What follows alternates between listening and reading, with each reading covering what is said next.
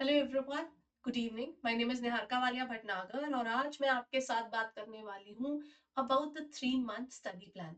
JIB की registration शुरू हो चुकी है, यानी ऑफिशियली काउंटडाउन भी शुरू हो चुका है। काउंटडाउन किस चीज का? काउंटडाउन शुरू हो गया है आपके एग्जामिनेशन के पास आने का।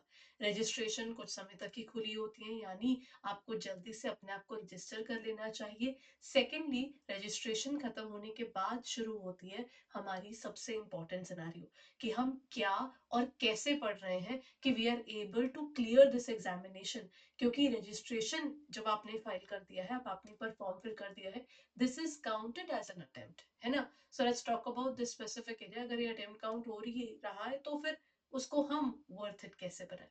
So this is the 3 month study plan. My name is Niharika Walia Bhatnagar and I'll be letting you know कि किस तरीके से आपको पढ़ना चाहिए, मोस्ट इंपॉर्टेंट टॉपिक्स कौन से हैं, कौन से मॉड्यूल्स पर आपको फोकस करना है।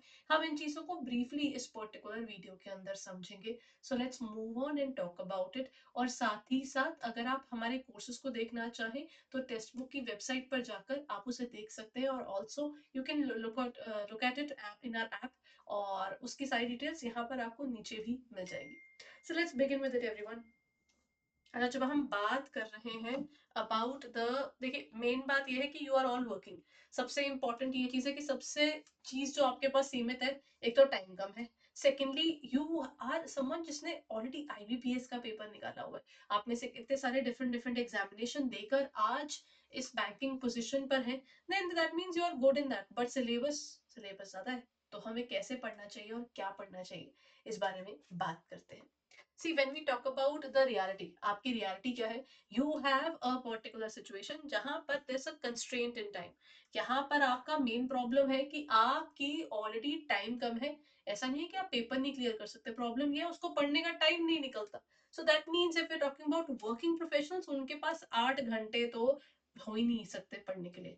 तो सबसे पहली चीज ये है कि जैसे हम पहले स्टूडेंट लाइफ में पढ़ा करते थे, अब वैसे पढ़ाई नहीं हो सकती। So at this point of time, the basic thing is your solution क्या है? Solution is your consistency, the clarity and the structure। मतलब देखिए, nobody can ask you at this point of time कि एक काम कीजिए ना, कि आप ना बस एंड में आकर ना 14-14 घंटे बस एक बार ही बैठ जाना 2-3 दिन के लिए और आप पेपर क्लियर कर लोगे। वो 14 आवर्स आएंगे कैसे? Many of you have families, many of you are working in remote areas, आपको ऑफिस जाने के लिए बहुत टाइम लगता है। ये सारी सिचुएशंस आप लोगों की लाइफ में एक्चुअली एग्जिस्ट करती हैं। तो आपके पास मेन चीज क्या आ जाती है? तो solution, as I told you, solution is basically रोज पढ़ना। ज्यादा नहीं, कम नहीं, एक स्पेसिफिक नंबर ऑफ आवर्स देना, जिससे ना आपको एंड मोमेंट पर आकर ना ऐसा ना हो कि ओ गॉड अब मेरे को पढ़ना है। वो आप पहले पढ़ चुके होगे, लास्ट में आप सिर्फ अपना ना एक काम कर सकते हो कि ब्रश अप कर रहे होगे अपने आप को। तो वो चीज आपको बहुत ज्यादा हेल्प करेगी आपके एग्जाम में। सो let's talk about that part.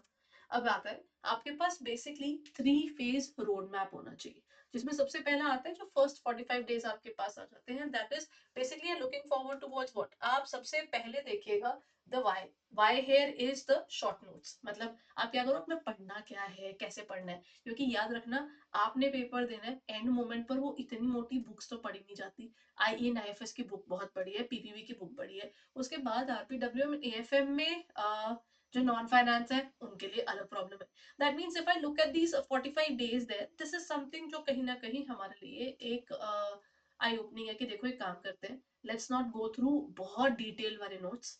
मैं एक काम करता हूँ, मैं ना शॉर्ट नोट्स बनाकर रखता हूँ, या ऐसे सोर्सेस ढूंढ के रखता हूँ जिससे एंड मोमेंट पे मेरे लिए केओस ना हो। तो first part is this, that is your अपने लिए ना क्या पढ़ना है, कहाँ से पढ़ना है, वो बेस अपना बनाकर रखे। ये जरूरी है क्योंकि आप उसी को दोबारा दोबारा देखोगे, वही आपका रिवीजन में हेल्प करेगा। Second thing that comes here is this area of focus. यानी अब आप क्या करोगे, फर्स्ट पार्ट इज क्या पढ़ना है, क्यों पढ़ना है, वो वाली चीज सॉर्ट हो गई। उसके बाद आता है फोकस बनाइए, स्पीड बनाइए, एक्यूरेसी रखिए। यानी फर्स्ट जो होती है ना, फर्स्ट में आप एक बार चीज को समझोगे, क्या सिलेबस है कैसा नहीं है। उसके बाद क्या होगा, उसके बाद नेक्स्ट पॉइंट आता है कि अब आप उस फोकस की तरह पढ़ो कि अच्छा वेटेज इसकी ज्यादा है, पहले इसको ज्यादा प्रैक्टिस करते हैं, इसके क्वेश्चंस की एक्स्ट्रा प्रैक्टिस करके चलते हैं, क्योंकि ये पेपर में पिछली बार भी पूछा गया था, ये वाला टॉपिक बार बार रिपीट हो रहा है, I think I should get done with this, और पेपर लेंदी हो गया तो मेरे को फुल लेंथ मॉक टेस्ट को भी एक बार देखना चाहिए ताकि मेरी स्पीड बढ़ जाए। Then last phase is your mastery, जहां पर आप क्या करोगे, जहां पर अब आपको फोकस करना है टूवर्ड्स, अब आप चीज को कई बार कर चुके हो, यानी इस समय ना आपको रियल टाइम तक जाने की जरूरत पड़ जाएगी। प्रैक्टिस फेज में ना उस चीज को प्रैक्टिस की तरह देखिए कि चलो मैं प्रैक्टिस करता हूँ 2 आवर्स का पेपर किस तरह से होता है। फुल लेंथ में एक पूरा सिमुलेशन के साथ कि अच्छा मैं अपना पेपर ही दे रहा हूँ, उसी आइडियोलॉजी के साथ आपको लास्ट के जो दिन है वो उसी तरफ इन्वेस्ट करने होंगे, बिकॉज अगर आप ये नहीं कर रहे हो ना तब तक आपका काम नहीं चलेगा। सो इस तरीके से आपका पूरा रूल बनता है ऑफ योर स्टडीज। मतलब आप कह लो कि सबसे पहली चीज आपकी आती है प्रिपरेशन की तरफ, सेकंड आती है उस प्रिपरेशन को ना और सॉलिडिफाई करने की तरफ, और लास्ट में जो पढ़ लिया है उसकी तरफ मास्टरी बिल्डअप करना। क्योंकि ये कर लेंगे ना तो आपको एंड में आकर ये नहीं लगेगा कि अगर बाय एनी चांस आप नहीं पढ़ पाते हैं तो ऐसा नहीं होगा कि आप पेपर में ब्लैंक जा रहे होंगे। बिकॉज देखिए ये चीज हुई है, कई बार बैंकर्स अपनी कहानी बताते हैं तो वो कहते हैं कि मैम पहले हम अच्छे से पढ़ रहे थे बट बड़ी एक्चुअल रियल स्टोरी है कि someone died in their family, there was a demise. So अब उस केस में क्या किसी का कोई कंट्रोल है? अब आप पढ़ोगे भी कैसे, क्योंकि आपके लिए सिचुएशन वैसी है, लेकिन पेपर भरा हुआ है, कुछ टाइम बाद पेपर है, वो पेपर देने चले जाते हैं। अब इस केस में क्या हुआ, अगर आप पहले पढ़ते हुए चल रहे हो तो अनटाइमली कोई अच्छी चीज आती है तब भी, मतलब किसी की फैमिली मैरिज है, कुछ आ रहा है, कुछ भी हो रहा है, अच्छा या बुरा, दोनों चीजें हमारे हाथ में नहीं होती। लेकिन अगर आप उससे पहले पढ़ रहे हो और उसके बिल्कुल बाद आप किसी भी तरीके से अपने आप को वापस ट्रैक पर लेकर आ रहे हो, I won't say work for 8 hours, work for 10 hours in terms of your studies, क्योंकि 8 से 10 घंटा तो आप ऑफिस के कामों में लगाते ही हो। आपकी पर्सनल लाइफ की बाकी सब चीजों को छोड़कर आपके पास एक फ्रैक्शन ही बचता है, वो भी अगर एक बारी में उस फ्रैक्शन के अलावा बाकी चीजों को भी आप करोगे तो वो वाले दिन बहुत ज्यादा केओटिक जाएंगे। तो वो तो सोल्यूशन नहीं है। दैट इज वाई आपको इस पर्टिकुलर तरीके से अपना पूरा वर्किंग डिफाइन करते हुए चलना चाहिए। So then the very first that you need to do is number one is your, आपका ना building the foundation. You need to build a specific foundation जहां पर ना आप अपनी प्रेपरेशन के लिए ना पहले क्या समझोगे, पहले समझो सब्जेक्ट्स क्या है। आपके पास में 4 सब्जेक्ट्स हैं, that is IE and IFS, then is your PPB, then is your AFM and RBWM।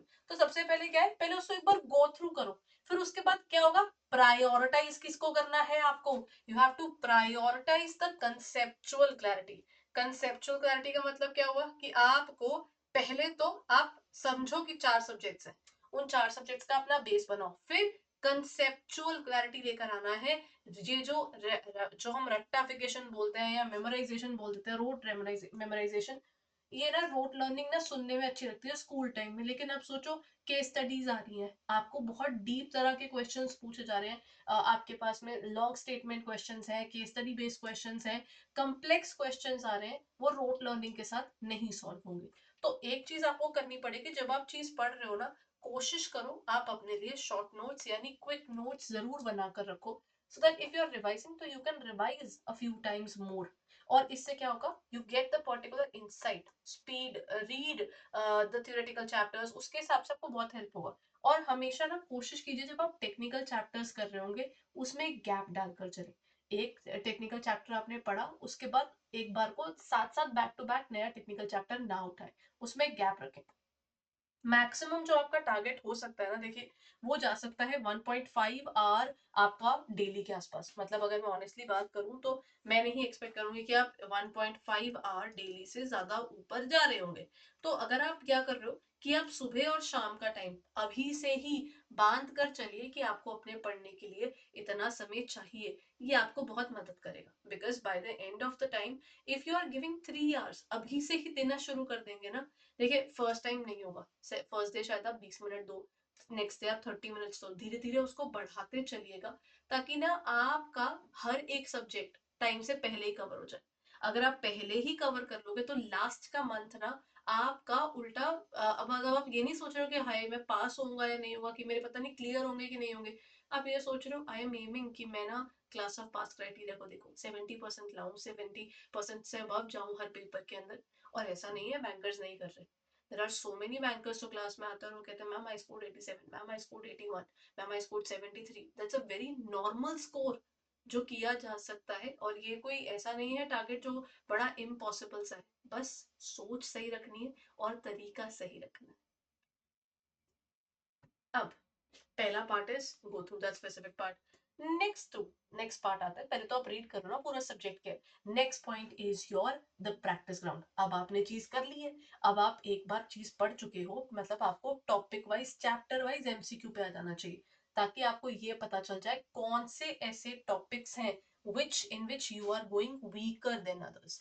तो ये एक चीज आपको तंग करती है। इज इट नॉलेज गैप और स्पीड इशू? गड़बड़ कहाँ हो रही है मेरी? कई बार कुछ क्वेश्चंस इसीलिए गलत हो रहे होते हैं क्योंकि हमको उसका आइडिया नहीं होता, नॉलेज नहीं होती। और दूसरा क्या होता है, कई बार हमको स्पीड नहीं बनानी आ रही होती, क्योंकि इस बार पीपीबी का पेपर गया लंबा। इस बार का आपका जो आरबीडब्ल्यूएम का पेपर था उसका पैटर्न बदला, काफी सारे क्वेश्चंस डिफरेंट से थे। तो इसका मतलब आपको ये देखना पड़ेगा, ये उस टाइम पे थोड़ी पता चलना चाहिए कि अच्छा मेरे को टॉपिक्स नहीं आते थे इस कारण क्लियर नहीं हुआ। आप पहले टेस्ट देना शुरू करो, आप छोटे छोटे टेस्ट शुरू कर दो ना, बड़े मत दो। यानी आप अपने फर्स्ट फेज में सब्जेक्ट्स को समझो, सेकंड फेज में उनके आने वाले क्वेश्चंस को समझो, जिससे आपको कोई प्रॉब्लम ना आए। और एक इंपॉर्टेंट एलिमेंट, यानी जहां पर हम कहते हैं ना कि न्यूमेरिकल्स जो है उसको नहीं छोड़ना चाहिए, द न्यूमेरिकल रूल। आप अपने एक तो ना न्यूमेरिकल से केस में ना डरना बंद कीजिए, बिकॉज एएफएम एक ऐसा सब्जेक्ट है जो ना हमको डरा के रखता है, क्योंकि हमें लगता है इसमें बहुत न्यूमेरिकल्स आते हैं, प्रोबेबली हम शायद स्कोर ना कर पाए। 20 to 25 मार्क्स के न्यूमेरिकल्स, और उसके अंदर भी ना बहुत सी ऐसी चीजें हैं जिसमें ना आप बड़े आराम से, आई वोंट से कि बहुत स्ट्रगल करनी पड़ेगी, आप बड़े आराम से स्कोर कर सकते हो, बस आपको तरीके से प्रिपेयर करना है। तो this is one particular point जहां पर आपका ये जो प्रैक्टिस ग्राउंड वाला टाइम है ना, इस फेज में आपको क्या करना चाहिए, आपको ओपन करनी चाहिए अपनी सोर्सेस के। अच्छा मैं कहाँ कहाँ से पढ़ सकता हूँ कि मेरे को आइडिया हो जाए किस तरह के क्वेश्चन पेपर में पूछे जा रहे हैं, और उन क्वेश्चंस के साथ में डील कैसे करना है। वो चीज आपको बहुत जगह मदद करेगी। Then comes your final phase. First phase तो आपका था पढ़ने का, सेकंड फेज आया उसको और सॉलिडिफाई करने का, और थर्ड फेज आते आते इट्स टाइम फाइनल। आप उसको देखिए कि अब समझ में आ जाए कि मैं यहाँ वीक था, इसको मैंने किस तरह से टैकल करना है। फर्स्ट ऑफ ऑल आपको कम से कम 2 फुल लेंथ मॉक टेस्ट करने चाहिए पर वीक, रादर ना ऑनेस्टली कई बार ना बैंकर्स लास्ट के दिन पर आकर ट्राई कर होते हैं, तो उस पैनिक में ना 2 घंटे का मॉक टेस्ट नहीं दिया जाता, क्योंकि आपको ये स्ट्रेस है कि अरे मैंने एक बार पूरा सिलेबस पढ़ना है, मेरे को एक बार क्वेश्चंस रिव्यू करने हैं, मेरे को चैप्टर रिव्यू करना है, मेरे को पीवाईक्यूज करने हैं। तो फुल लेंथ मॉक टेस्ट ना एंड के दिनों में नहीं होता, वो आप पहले ही करके देखेंगे तो वो हमेशा आपको ना ज्यादा बेटर इंसाइट देता है कि मैं इस तरह से प्रिपेयर करता हूँ, ऐसे मेरे को क्वेश्चंस आते हैं, यहाँ पर मैं वीक हूँ, मुझे ये पढ़ना है लास्ट पेपर अच्छे से। और सेकंड इज रिव्यू। अच्छा ये मैं ना हमेशा कहती हूँ कि ना जो आपके फॉर्मूलाज होते हैं ना, उनकी एक फॉर्मूला शीट अपने हाथ से बनाकर रखे। आज तो ऑनलाइन आपको सब कुछ मिल जाएगा जो सेल्फ स्टडी कर रहे हैं, बट द फैक्ट इज जब आप अपने हाथ से कोई फॉर्मूलाज लिख कर रखते हैं उसका इम्पैक्ट ही अलग होता है। ठीक है, मैं नहीं कहूंगी कि मुझे चीजें इसलिए याद है क्योंकि मैं बार बार पढ़ाती हूँ, मुझे इसलिए याद है क्योंकि मैंने वो खुद से हाथ से बहुत बार सॉल्व किए, इसलिए उनके आंसर्स याद हो जाते हैं।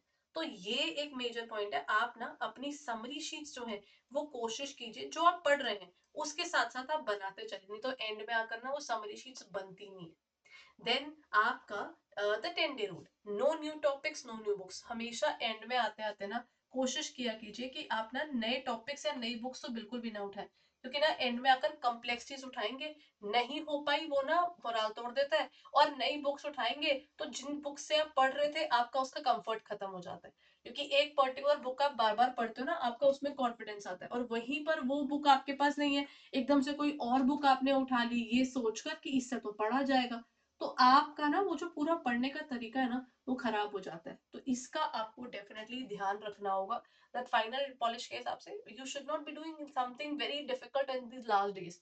कोई नई बुक्स नहीं उठाए, नए रिसोर्सेज ना उठाए, क्योंकि नए रिसोर्सेज रिलायबल है कि नहीं है आपको वो भी नहीं पता होगा, तो वो बेहतर होगा कि लास्ट में आकर वो एक्सपेरिमेंटेशन ना की जाए।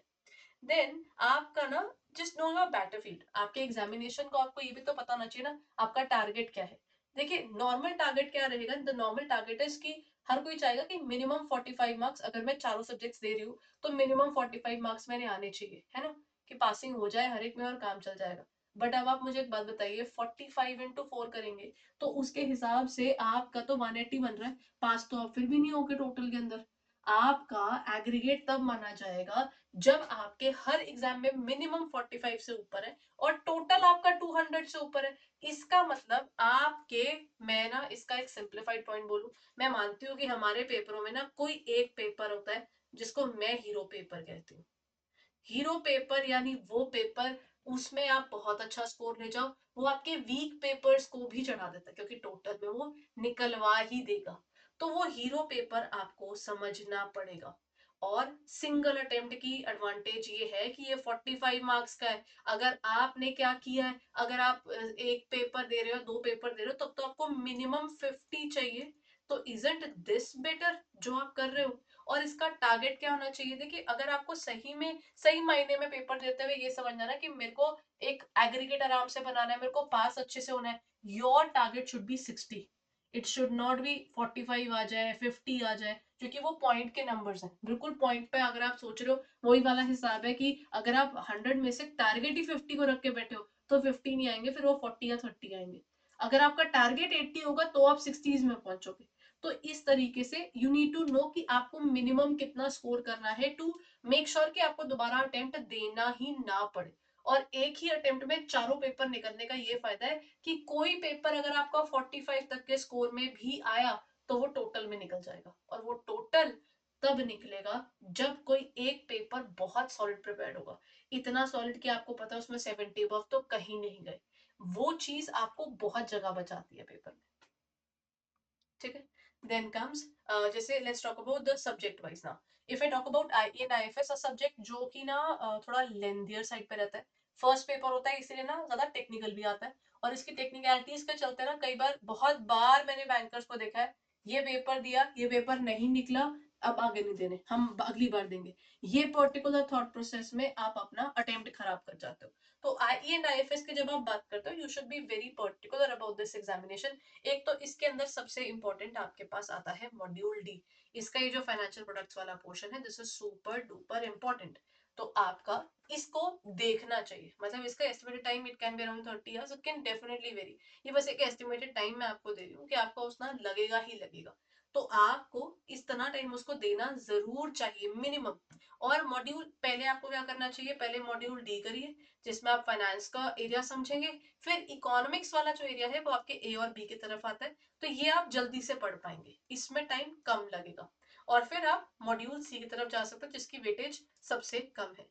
तो यहाँ पर आपको चीजों का बहुत ज्यादा ध्यान रखना होगा। बट हमेशा याद रखना, करंट डेवलपमेंट्स का आपको इसमें ध्यान रखना पड़ेगा, क्योंकि आई एंड आईएफएस के अंदर चेंजेस आते रहते हैं। और 2023 के अंदर क्या हुआ है, आपकी बुक पहले आ गई थी और उसके बाद से लेकर अब तक बहुत सी चीजें बदली है। इस बार जैसे ये होता है कि आपके पेपर का मार्च से लेके अगस्त तक का जो टाइम है, मार्च से लेके अगस्त तक का जो टाइम होता है ना, इस टाइम पीरियड का जो भी पेपर होता है, उसकी कट ऑफ डेट है 31 दिसंबर ऑफ लास्ट ईयर। यानी 2025 के 31 दिसंबर तक जो भी एडवांसमेंट्स, जो भी चेंजेस यहाँ हो चुके हैं, वो सारे इसमें इंक्लूड हो जाएंगे। तो this is about I and I F S, very important examination.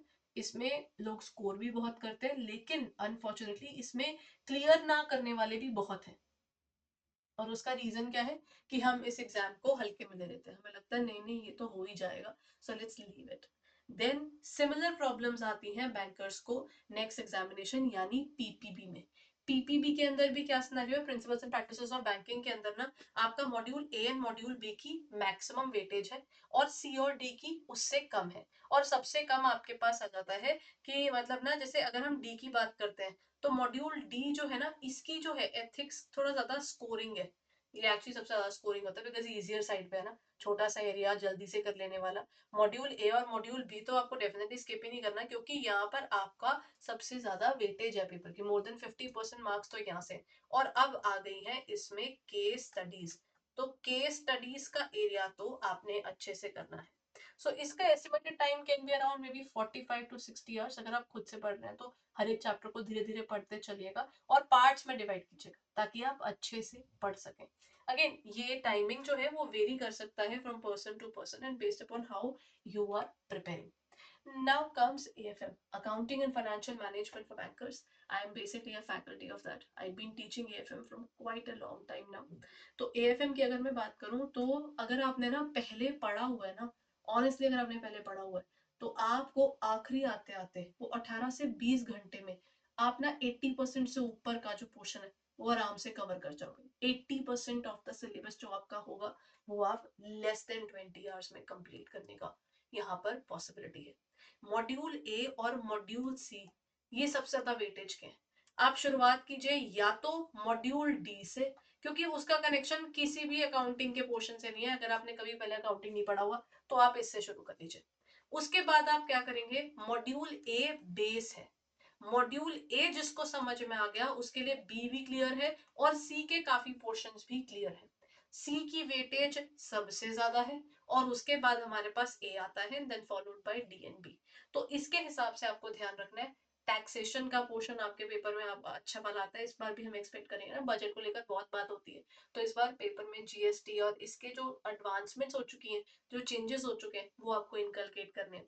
और साथ साथ ना मॉड्यूल सी में ना ऐसे बहुत सा पोर्शन है जो ना अकाउंटिंग है लेकिन ना समझ आने वाला पार्ट है। अगर आपका अकाउंट्स का बेस नहीं है, फाइनेंस का बेस नहीं है, तब भी समझ में आता है। तो इफ यू आर लुकिंग तो इसको तो जरूर देखिएगा। मेन थिंग इज कि आपके अंदर मॉड्यूल ए और मॉड्यूल सी का पोर्शन सबसे ज्यादा आता है, तो you should look forward to easy when आपका मॉड्यूल डी है। And if I look at the strategic skip, आप ना देखो यहाँ पर चाहो वैसे तो मैं, अगर मेरे से पूछोगे तो मैं बोलूंगी कि कभी भी कोई भी पर्टिकुलर मॉड्यूल छोड़कर नहीं जाना। लेकिन अगर आपने मॉड्यूल ए ढंग से किया ना तो मॉड्यूल बी के बहुत से चैप्टर्स आपके मॉड्यूल ए के थ्रू ही निकल जाएंगे। तो जब आप उसको कर रहे होगे, इसको लीस्ट प्रायोरिटी पर रखना और इसके कुछ शॉर्ट शॉर्ट चैप्टर्स हैं, जैसे शेयर कैपिटल, जैसे आपका बैंकिंग कंपनी, फिर आपका एक पर्टिकुलर चैप्टर है final accounts. Final accounts of normal organisations जो है वो वाला पोर्शन जो है वो आप अच्छे से करके जाइए। इनमें से हमेशा पेपर बन के आता है और एक स्पेसिफिक टाइप का क्वेश्चन आता है, फिर आप वो कवर कर पाएंगे। तो फोकस आपका सबसे पहले क्या होना चाहिए, ए और सी खत्म करने का। अगर आपको बिल्कुल अकाउंटिंग की कोई नॉलेज नहीं है, इंटरेस्ट नहीं आ रहा, तो मॉड्यूल डी से शुरू कीजिए और फिर तरीके से अपना टाइम बांटते चलिए। ठीक है, now that's the next part. Then RBWM की अगर हम बात करते हैं, again a very scoring subject. मैंने बहुत से बैंकर्स को इसको बहुत अच्छे से कवर करते हुए देखा है। इनफैक्ट कई बार उनको नॉलेज नहीं भी होती, वो तब भी कवर कर लेते हैं इसको। इसके फायदे क्या है, देखिए इसके अंदर ना एक तो मॉड्यूल बी के आपके मैक्सिमम क्वेश्चंस रहते हैं, तो आप इसको अच्छे से कीजिएगा। और देन मॉड्यूल डी से भी आपके काफी क्वेश्चंस रहते हैं, तो इसको भी अच्छे से कीजिएगा। देन आपके पास मॉड्यूल ए और मॉड्यूल सी आता है। आरबीडब्ल्यूएम ना एंड आते आते अगर आपके दूसरे पेपर निकले हुए ना, आप इसमें ऑटोमेटिकली और जान मारते हो, so that you want to make sure कि इसी अटेम्प्ट में ही आपका पेपर निकल जाए। तो ये भी एक इंपॉर्टेंट रोल प्ले करता है। आरबीडब्ल्यूएम एक स्कोरिंग सब्जेक्ट है, इजियर है और इनफैक्ट सबसे कम सिलेबस भी इसका है। तो आप कोशिश कीजिए कि आप इस सब्जेक्ट को स्ट्रैटेजिकली प्रिपेयर करें, सो दैट आपको कोई प्रॉब्लम आए ही ना when we are talking about the preparation there. Then अगर हम बात करते हैं आपके रूटीन्स की, तो एक तो चीज पक्का है कि आपके पास 9 to 5 के हिसाब से तो वैसे भी टाइम नहीं है। और बहुत बार बैंकर्स होते हैं वो सुबह 8 बजे भी निकल जाते हैं और रात को उनके आने की कोई टाइमिंग्स नहीं है। मतलब मैंने भी सुना है कि कई बार 7 बजे पहुंच रहे हैं, कई बार 7:30 पहुंच रहे हैं। इसका मतलब अगर मैं ऐसे बात करूं तो आपके पास सुबह और शाम के टाइम ही पढ़ने का टाइम निकलता है। और उसके अंदर भी ना आप कोशिश कीजिए कि आप ना अपना सुबह का टारगेट 1.5 आवर रखिएगा, तो आप शायद 1 आवर के आसपास दे रहे होंगे। अगर आप target he half an hour रखोगे तो आपका वो 20 मिनट से ऊपर नहीं जाएगा। तो बेटर होगा कि आप मॉर्निंग का और इवनिंग का एक स्पेसिफिक टाइम चूज करें जिसमें आपने वो देना है। ठीक है, तो वो मॉर्निंग और इवनिंग का टाइम देखिए। मॉर्निंग में जो फ्रेश है ना, दो तरह के लोग हैं जो सुबह पढ़ते हैं और दो तरह के लोग हैं जो, मतलब सेकेंड इज जो रात को पढ़ना प्रेफर करते हैं। जैसे मुझे दिन में पढ़ने का आता है, तो जो मेरे को मेन चीज पढ़नी होती है ना, जो मैंने कभी नहीं पढ़ी, मैं वो हमेशा दिन में पढ़ती हूँ, ताकि रात में व्हेन आई एम टायर्ड तो जो मेरे को आता है ना मैं उसको रिवाइज करूं। फाइंड योर नीश, आपका क्या पॉइंट रहता है। आप सुबह ज्यादा जल्दी समझ जाते हो चीज या रात में, आप उसके हिसाब से अपनी प्रिपरेशन का ये रूटीन बनाए। तो डेली रूटीन आपको उस तरीके से डिवाइड करना चाहिए और सैटरडे संडे का यूटिलाइजेशन प्लीज अच्छे से कीजिए। सैटरडे संडे ही आपका टाइम है जिसमें आप अपना ज्यादा टाइम दे पाएंगे, अपने बैकलॉग भी कवर कर पाएंगे। और use commute time for video lectures, ये वाला तो हर किसी के लिए बड़ा इंपॉर्टेंट है। और ऐसा नहीं है मैंने बैंकर्स को ये करते हुए नहीं देखा। बहुत बार बैंकर्स मेरी क्लास में आते हैं एंड इमेजिन कई बार ऐसा होता है कि आप वो क्लास अटेंड कर रहे हैं और आपको पता चल रहा है वो ड्राइव कर रहे हैं। ठीक है, अब ये चीज होती है, कई बार कैमरा ऑन होता है, कई बार बता देते हैं कि मैम हम ना इस टाइम पर ट्रैवल कर रहे हैं, या कई बार तो लोग ड्राइव करते करते हुए सुन रहे होते हैं। मैं खुद शायद ये करती आई हूँ, तो मैं भी ये चीज मानती हूँ कि होती है ये चीजें। अब आपके पास जब टाइम कम है तो आपको पढ़ने के लिए रीजन भी ढूंढना है, अपने आप को मोटिवेट भी करना है, और उस पढ़ाई को करने का भी तरीका ढूंढना है। और ये नहीं होता कि एंड में आकर हम पूरी जान लगा देंगे, वो बहुत बार पॉसिबल ही नहीं होता, क्योंकि कई बार समय ही वो अलाउ नहीं करता। तो this is very important that you have a perfect daily routine. And the perfect daily routine doesn't mean कि आपके रोज के 3 घंटे डॉट लगेंगे, हो सकता है किस दिन आपके 2.5 लगे, लेकिन फिर आप उसको सैटरडे संडे की तरफ ले जरूर जाए और उसे कवर अप करें। ठीक है, तो ये चीज आपको बचाती है in your exam. So this is about the particular thing. जैसे अगर हम वैसे बात करते हैं, जब हम लास्ट के दिनों की बात करते हैं, फाइनल में ना, जैसे आप कहते हो जब आखिरी के 15 डेज रह गए हैं, तब आपके पास क्या आ जाता है, वो तब आप ना उसके अपनी जो आपने क्विक नोट्स बनाए होंगे, या आपके पास कहीं से है, तो आप वो क्विक नोट्स एंड में जरूर देखें। आफ्टर 1 मंथ आपके पास, जैसे बेसिकली क्या होता है, जब भी आप कोई चीज पढ़ोगे, तो आप ना पता है क्या करो, सबसे पहले एक तो 7 डेज के अंदर अंदर उसके वो शॉर्ट नोट्स दोबारा जरूर देखो। दोबारा देखते हो, दोबारा फ्रेश रिपीट होता है, वो स्ट्रांग होता है। फिर 1 महीने बाद उसके ना, जब आप चैप्टर के एमसीक्यूज और वो सब करोगे, वो आपको हेल्प करेगा। और लास्ट में जब एग्जामिनेशन के बिल्कुल पास आ गए हो, उस समय पर वो फॉर्मूला शीट्स फिर से देखिए। इससे क्या होगा, एक ही चीज पहले क्लास में पढ़ा, फिर आपने रिवाइज किया, फिर उसके आपने एमसीक्यू प्रैक्टिस किए, फिर जाकर एंड में आकर फिर फॉर्मूला शीट्स और सब कुछ देखा। 4 बार हो गई चीज। 4 बार चीज हो गई तो ऑटोमेटिकली आपकी प्रेपरेशन पक्की हो जाती है, क्योंकि रेपिटेशन ही आपकी प्रेपरेशन को स्ट्रॉन्ग करने की है। और कोई इसका मैं नहीं कहूंगी कि कोई और इसका मतलब आप कह लो कि कोई और तरीका है अच्छे से प्रिपेयर करने का। रिविजन ही वो एरिया है जहां पर मोस्टली एस्पिरेंट्स ध्यान नहीं देते। तो revision is the area where mostly aspirants actually fail. ठीक है, it's not about anything else, but आपका रिविजन साइकिल जो इनकम्प्लीट रहता है, वो एक गलत चीज हो जाती है। देन अपना स्कोर आपको डेफिनेटली, अगर आप नहीं चाहते हो कि खराब हो, तो क्या क्या देखने वाला है। एक तो रिवीजन इग्नोर नहीं करनी। ठीक है, रिवीजन इग्नोर करना इज इक्वल टू सिचुएशन आप जो मर्जी कर लो, फिर वो क्लियर ही नहीं होती चीज। सेकंड आता है आपका ऑब्सेशन। कई बार ना हमें कोई एक सब्जेक्ट इतना पसंद आ जाता है, हम उसी के कंफर्ट जोन में रह जाते हैं, जो कि हमारे लिए अगेन एक प्रॉब्लम बन जाता है। और कई बार ना हम क्या करते हैं, हम ना जस्ट बिफोर द एग्जामिनेशन हमें लोग बोलते हैं कि इस टाइम पर ना इनका बैच आया हुआ, उनका बैच आया हुआ, जल्दी से खरीद लेते हैं। अब एंड में आकर अगर आपको उस टीचर का आइडिया नहीं, आपको उनके नोट्स का आइडिया नहीं, आप ना एकदम से अडेप्ट नहीं कर पाओगे। और अगर अडेप्ट नहीं कर पाए, ये वाला सीन हो गया, उसके बाद क्या होगा, आपके वो पैसे भी बर्बाद, वो टीचर का आपको कुछ समझ भी नहीं आ रहा, और पेपर भी क्लियर नहीं हो रहा। तो वो आपको ना वो पैनिक बाइंग नहीं करनी है, यहाँ से भी इन्फो ले ली, वहां से भी ले ली, मैंने सुना है इनके मैराथन अच्छे हैं, अच्छा उसका भी नोट्स दे दो। ये चीज ना एंड में आकर आपको खराब कर देगी।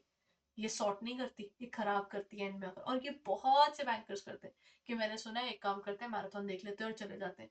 जब तक आपने चीज पढ़ी नहीं, आपको कैसे पता होगा what are you dealing with. आपको कैसे मालूम चलेगा कि आप ढंग से पढ़ पा रहे हो उस टॉपिक को या नहीं। So this is what you need to do, you have to build a 90 days, आपका प्रॉपर 3 मंथ्स के हिसाब से प्लान बनाए।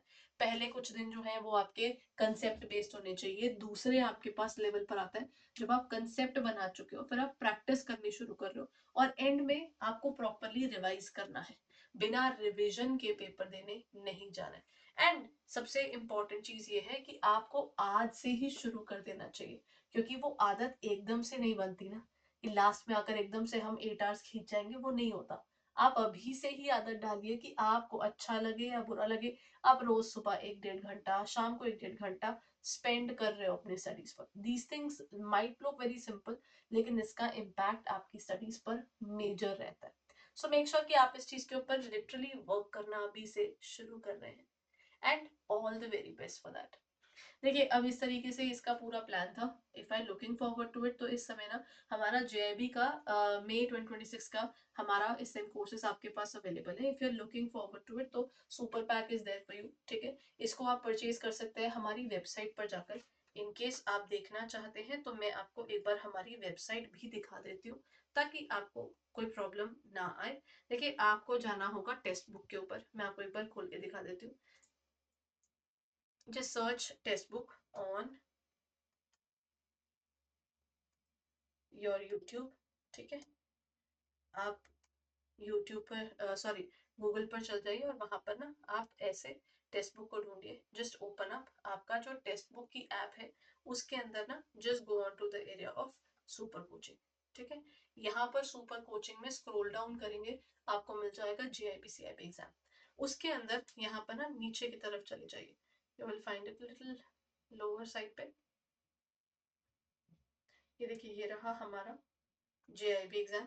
JIB एग्जाम में आपको इस समय हमारा सुपर पैक मिल जाएगा। इसका मतलब ये है सुपर पैक के अंदर चारों सब्जेक्ट्स कवर्ड है, सारी आपको क्लासेस मिल रही हैं, लाइव रिकॉर्डेड भी मिलेगी। ठीक है, उसके अलावा आपके पास में स्ट्रक्चर्ड नोट्स मिल रहे हैं प्रॉपर, उसके साथ में आपको MCQs मिल रहे हैं, फुल लेंथ मॉक टेस्ट भी मिल रहे हैं और चैप्टर वाइज भी आपको टेस्ट मिल रहे हैं। तो ये सब चीजें आपके पास अवेलेबल है। एंड अगर आप कोई इंडिविजुअल सब्जेक्ट लेना चाहेंगे तो आप देख सकते हैं वो भी यहाँ पर अवेलेबल है, IE and IFS, PPB, then आपका AFM and last is your RBWM। आपको यूज क्या करना है, आप यूज कर सकते हैं कोड निहारिका, जिससे आपको मैक्सिमम डिस्काउंट मिल जाएगा। तो if you are looking forward to it then just don't wait and please go ahead and start preparing right away, क्योंकि आपको ये डिसीजन भी आज ही लेना होगा कि आपने कहीं से पढ़ना है या खुद पढ़ना है। वो भी डिसीजन जितनी जल्दी लेंगे आपकी पढ़ाई उतनी ही जल्दी शुरू होगी।